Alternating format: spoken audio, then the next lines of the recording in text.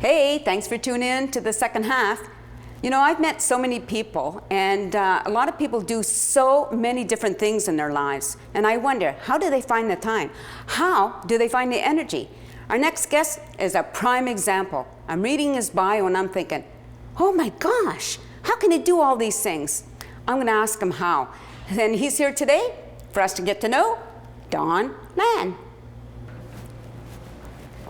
Don, thanks so much for coming to the show. You're welcome. This way. So please have a seat. Oh, thank you. And thanks again for coming on the show. Oh, you're welcome. All right, so I've got a list of questions for you. Uh-oh. Well, you sent your bio in. Well, so long as I can plead the fifth. Okay, well, I'm just going to start with the first question that I saw, and it says, you're single. Yes. Are you looking? Can we help you find someone? Well, I do have a partner.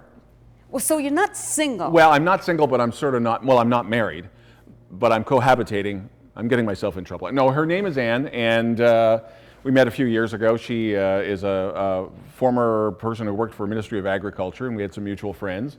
And neither one of us wanted to get involved. And then we went to see the Lego movie, and we had popcorn, and it was true love after that, so don't ask. And we now have a child. He has 4 paws. He's almost 2 years old. He is the general manager of my company, Fraser Valley News. His name is Mr. Peanut Buttercup. He has a cat with a first and a last name. Yeah, Peanut runs the roost. Okay, let's backtrack. Okay. Did you say you're the owner of Fraser Valley Network? Yeah. I started Fraser Valley News a couple of years ago after the last time I was laid off in radio, which has been a few too many times. But the thing that I noticed that disturbs me with media in the Fraser Valley is that there are no radio station newsrooms left. They're all gone. I used to work for The Drive and My Chilliwack News and such, and all the others are done. And newspapers, unfortunately, are contracting. And I'm one of those old school guys that, even though they are our competition, quote unquote, I take personal offense when somebody loses a job. Right. I've been laid off 6 times in media, 5 in radio, 1 in film. So I get that. And when I see job losses, and I hate the term fake news, but there are some fake news sites out there, and I thought, now is the time to really get involved in social media, to start this up, put it on 3 platforms, a webpage, Facebook and Twitter, and really do something for one end of the valley to talk to the other. And when I started doing my business plan, and a big shout out to Community Futures and to Small Business BC, they were shocked what I found out, that one end of the valley was not talking to the other end of the valley in a commercial venture. And I thought, okay, I'm taking that as a subtle hint. Let's do this. So how long has it been going? We just celebrated our 2nd year. Oh, very good. Congratulations. Yeah, that's awesome. Thank you. The business plan we had was 3 years to Right. really get going. Right. Because we're not the only one out there. There's a lot of independent blogs and a lot of really great independent blogs. Don't get me wrong there. But nobody was doing it on a commercial level, and bring my expertise of 30 years of radio and such to the table and take it from there. And we really try and strive not just the hard news, but local sports. We do a lot of work with UFV, with the University of Fraser Valley and the Cascades, and local entertainment. It's easy to say, Bob Dylan's coming to Vancouver, but what about the Fringe Festival and Rick Rack and some of the other stuff that's happening in Chilliwack and Abbotsford?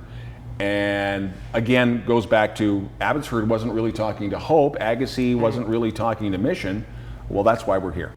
Okay, so were you a freelance journalist, or how did that work? I started off when I graduated from BCIT in '79. That's when I use a sports euphemism, I turned pro in beautiful downtown Grand Forks, BC, all those years ago. I was at the time, I'm not now, at the time I was the youngest radio, not journalism, radio grad at BCIT. I was barely 19. Right.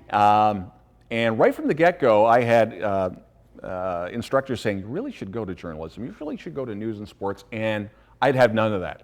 I wanted to be the next morning guy of LG 73. I wanted to be the new Doc Harris. I wanted to be the next Fred Latrimo. I wanted to be the next Red Robinson. And right off the bat, I was doing news and sports on the side all the time, as well as jockeying. And when I got to Regina, of all places, I started doing journalism a little more headlong. Back then, this was in the mid '80s, and the old FM rules, and you had these this foreground programming that you had to do. So I co-hosted that, and then that was from 1 to 1:30, and at 1:30, a little bit of Led Zeppelin, Z99, Regina's Best Rock, and away you go. And I didn't go into news full-time until, ironically, and the gods of radio were smiling, I did it in Ottawa. Is that right? What you can't better, and my news director was an ex-jock, so he knew what I was going to get into. Excuse me, and the mistakes I was going to make, and made all the mistakes. Ran around Parliament Hill, and learned my craft the hard way. Making mistakes. Now you mentioned, I already mentioned MC. Who, when, who, where? Oh, one of the cool parts of being in radio, let alone doing what I do, is you get to MC a number of different shows. So one of my favorite memories was a then up-and-coming band that nobody really knew about. This was in Ottawa before I went from announcing to news full-time, and they released a cassette single. And everybody said, no, this isn't going to work. These guys aren't going to make it at all. A very uninspiring band that really didn't have no future whatsoever, named the Bare Naked Ladies. And the first show we did was, Carleton? I think Carleton University.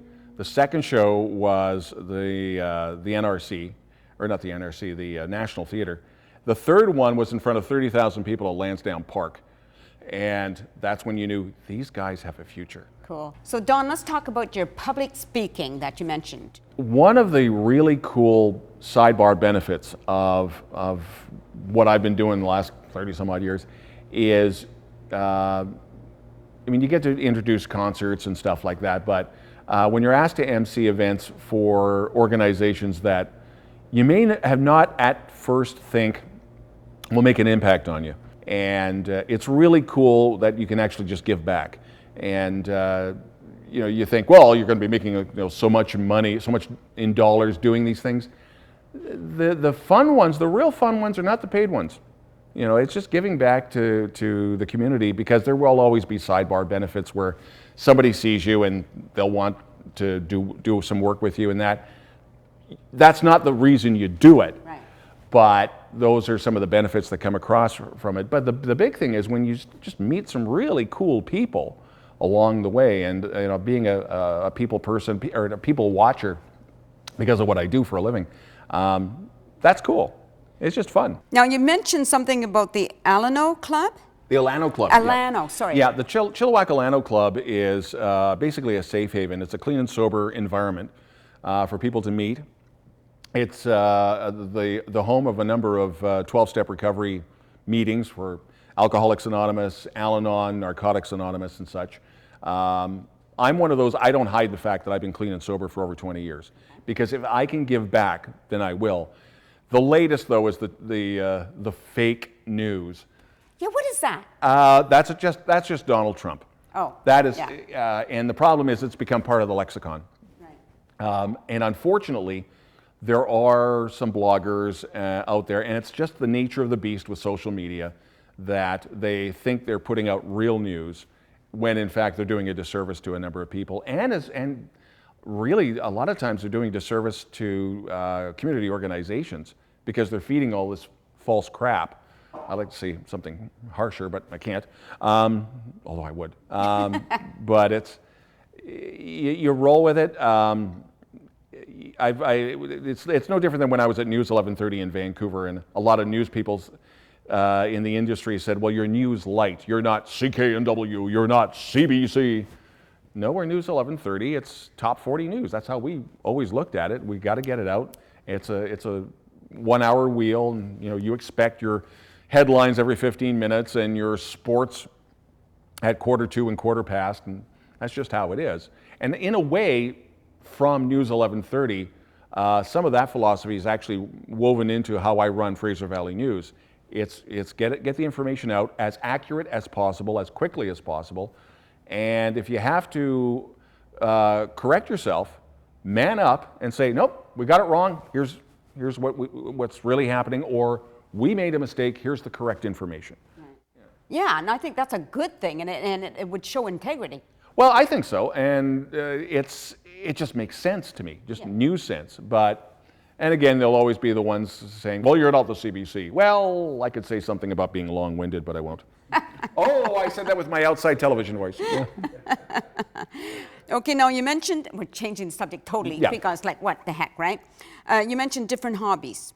Okay, you mentioned music. Yeah. What type of music do you have? I'm one of those, I'm a music collector. I have, much to my partner's chagrin, as Ann trips over my CDs, I have about maybe 2,000 or 3,000 CDs. Oh my gosh. Yeah, so it's the front, our living room is actually kind of like a mini studio similar to this. Sorry, honey, as you're watching. And, but lots of places for the cat to hide. But I'm a music collector, classic rock, classic country. Early in my career, I worked at country radio when it was morphing from outlaw to urban cowboy. So that was a fun time where, you know, I emceed Chris Christopherson and Ricky Skaggs in Victoria. I mean, you got to meet Waylon Jennings, my hero, one of my heroes. Oh, that is so cool. Are you a hoarder?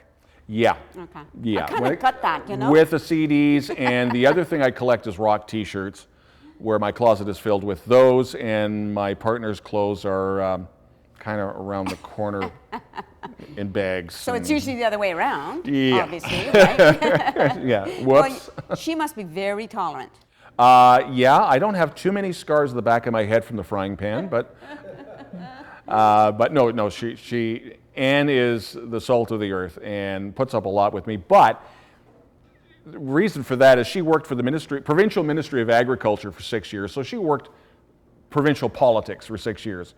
That was easy for her. Now she puts up with me. It's like, yeah. It's 6 o'clock in the morning. You're a pain, right? Oh my gosh, it's been so much fun, but we're out of time. Oh, already? I know. It's just like time just sort of flies, you know? Yeah, really bad coffee, by the way. Oh, never mind. Yeah, well, that's because it isn't. Yeah. Thanks so much for being here. You're I really welcome. appreciate it. Thank you for watching. Now, if you want to get a hold of us, you know how. See you next time. Peace out.